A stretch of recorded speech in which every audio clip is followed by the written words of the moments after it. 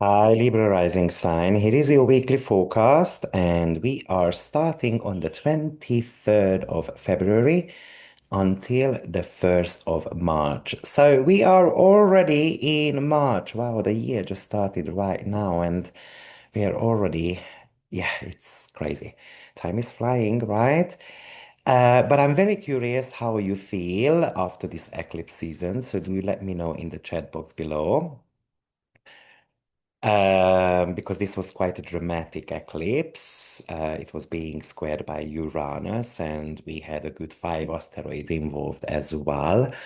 But I did make a video for my members on my new membership program. So if you would like to join and learn a little bit more about eclipses, new moons, full moons, then check it out on my website. Right now, it is on half.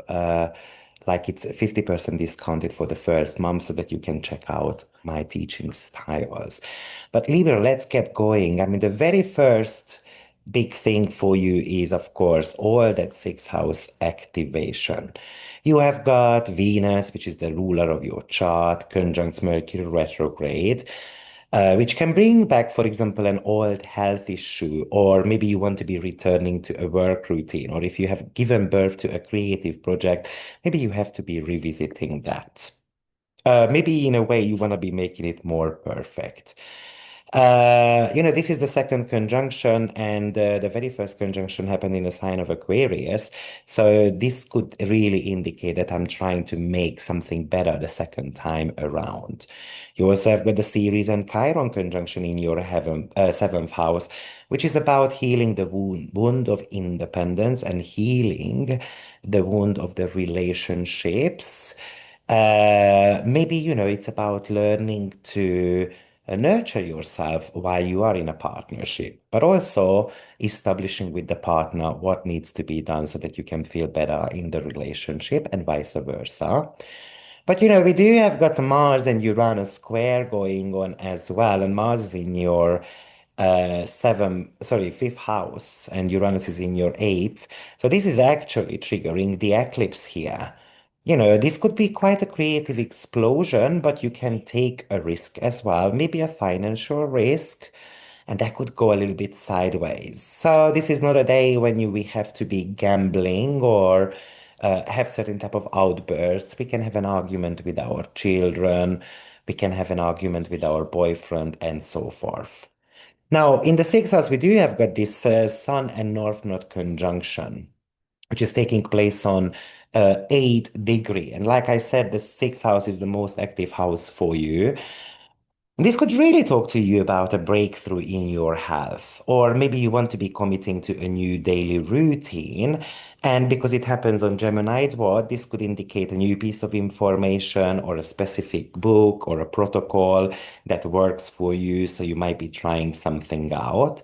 Or maybe your work environment might feel a little bit chaotic, especially with Mars and Uranus square happening at the same time. But you can use that Sun North Node conjunction to kind of find your spiritual center while there is a bit of a storm. And then this might be an invitation of letting go, rather than projecting your anger onto someone else.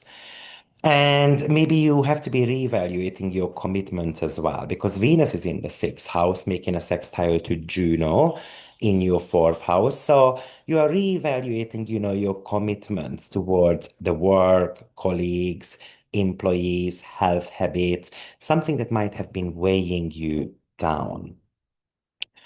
Talking about that Venus and Juno sextile, I mean, that could really talk to us about with Juno, who wants to be committing to a home life. And maybe it's you wanting the partner to give you a support or to kind of help you clear your schedule, and they actually might volunteer for such thing. So the partner can step up here to handle some of the stress that you might be going through. But you can be investing in beautifying your workplace, your home as well. And then you're very committed to it, very disciplined about that. Or even a family member might offer you an agreement that might help settle, for example, any type of work-life balance issues as well. We also have got, like I said, that Ceres and Chiron conjunction, which it feels very important, by the way, even though we are talking about, two asteroids or one Centaurs and one asteroid. Because Ceres has been in the sign of Aries kind of like forever. Well, it spends a good 9 month here. But this is about a partnership wound. And maybe you feel like that you are not as loved as you would like to, and then that love should be coming back to you, or your partner is gonna nurture your independence, encouraging you to be independent. Or you might be acting as a healer within the relationship. You might be just giving that fire to the partner that needs, that needed to be there, or the partner helps you to find your own strength.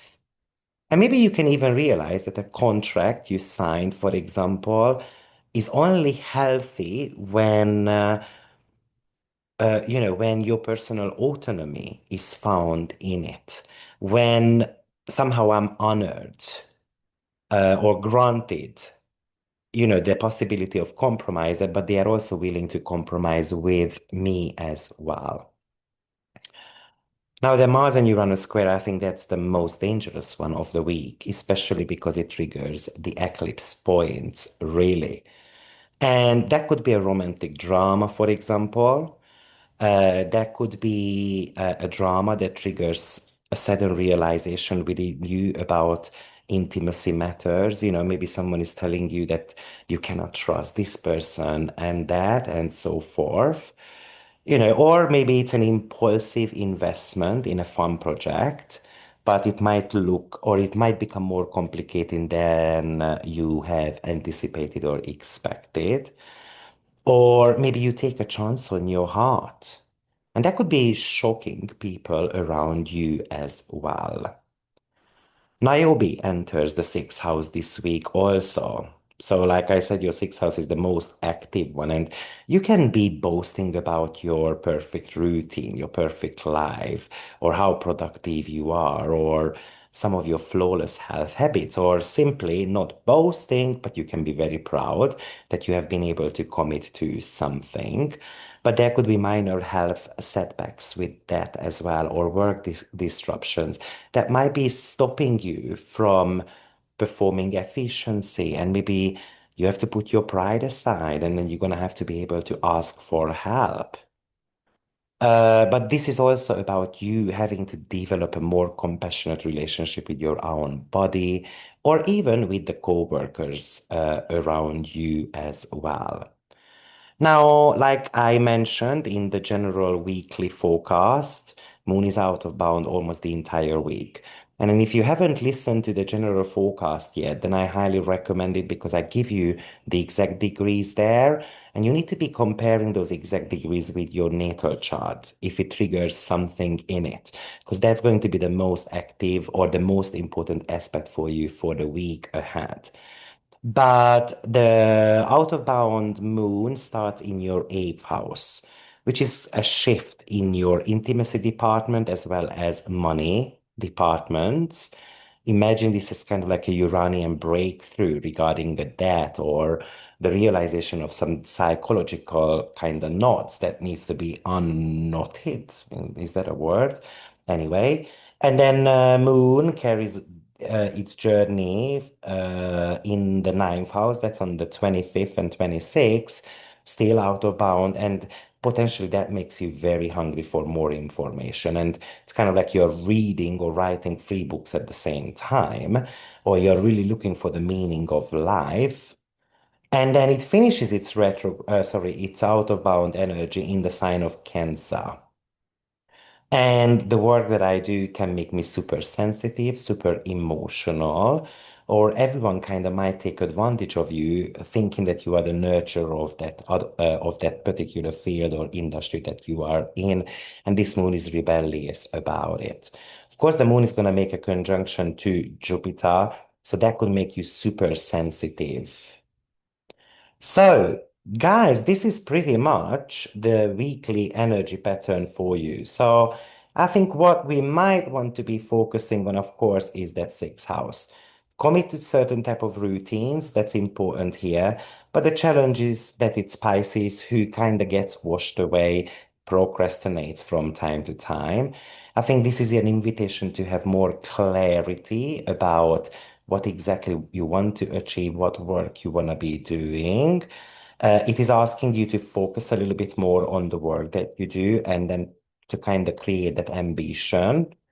But make sure that you balance rest and work because Pisces wants to rest and the sixth house wants to work. So good luck, Libra, and I will see you next week. Take care. Bye bye.